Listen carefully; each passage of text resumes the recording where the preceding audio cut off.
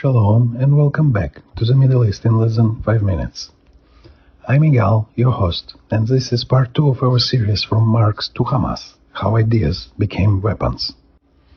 Last time, we talked about Marxism, relativism, and critical race theory, how they created a worldview where truth doesn't matter, where facts are erased, and where the world is divided into oppressors and oppressed. Today, let's look at what happened when those ideas fused with Islamism, and how the Soviet Union helped turn anti-Zionism into a global ideology. Spoiler, the result is toxic, and we're still choking on it. But politics made strange bedfellows. And what they found is simple. Shared hatred can override everything. So they shook hands, not on love, but on hate. And that was enough. And they found common cause in their hatred of the West, America, and Israel.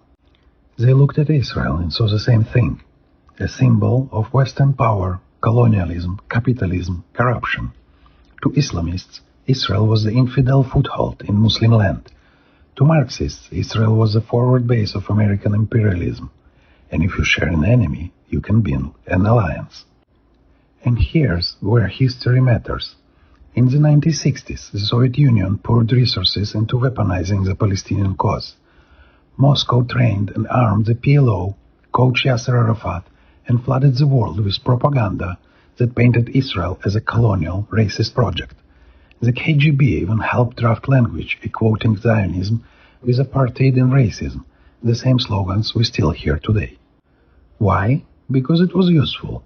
The Soviets wanted to destabilize the West, weaken Americans' allies, and hurt Arab states. Turning Israel into the global villain was a strategic win. The PLO quickly adopted Marxist imagery. Think of Arafat in military fatigues, fist raised like Che Guevara, posters plastered with red stars and Kalashnikov rifles. But underneath, the Marxist branding was something older, jihadist ideology. Hamas, born later in the 1980s, took the same model, but added Quranic verses on top of the Marxist slogans. So, you ended up with something bizarre. Religious fanatics dressed in the costume of secular revolutionaries. They spoke in Marxist terms, oppression, resistance, liberation, but their actual goal was Islamic supremacy and the elimination of Jews. Islamists quickly discovered that the Marxist language of oppressor versus oppressed was perfect for their struggle. Muslims are colonized victims of imperialism. Israel is an ultimate Western colonial implant. Terror groups like Hamas and Islamic Jihad rebranded as resistant movements. Suddenly, jihadists don't look like fanatics who burn synagogues and shoot babies in their cribs. No, through this new lens, they became freedom fighters in Che Guevara t-shirts. It was a PR makeover. A suicide bomber in a cafe became a revolutionary hero. Knives attacks, bus bombings, rocket fire into civilian towns. All of it was washed into language of justice, struggle, liberation. And in that sleight of hand, thousands of murdered Jews disappeared. And then the West, especially the universities, embraced it. Western activists, shaped by critical theory, adopted this framing without question.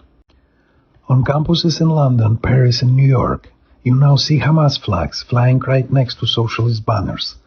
Professors, speaking in calm academic tones, describe October 7th not as barbarism, not as a massacre, but as decolonization, and excuse anti-Semitism as anti-colonial critique.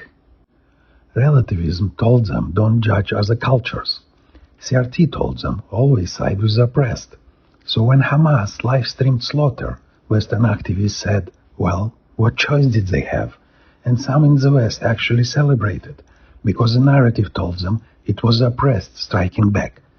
They marched in streets, chanting resistance is justified. They painted murals of Hamas gunmen as martyrs. That's what happens when theory meets fanaticism. Let's not forget the human beings buried under these slogans. When Marxist academics in Ivy League halls talk about decolonization, they are talking about mothers raped in front of their children, about babies burned in cribs, about elderly grandparents executed in their homes. When Western protesters chant from the river to the sea, they are not chanting about justice. They're chanting for a Middle East with no Israel and no Jews alive in it. This is why the fusion is deadly. Islamists bring the violence. Marxists bring the moral justification. Together, they sanitize murder. They turn pogroms into politics. This is the toxic marriage of our time. Islamists bring the blood. Marxists bring the moral cover. And together, they didn't just turn anti-Zionism into an ideology. They turned it into a global movement, one that marches in Western capitals, poisons Western classrooms, and threatens not just Israel, but the very idea of truth itself. When Marxism met Islamism, anti-Semitism got a new face, and the world called it resistance. This has been Middle East in less than 5 minutes. I'm Igal, your host. Until next time, Shalom.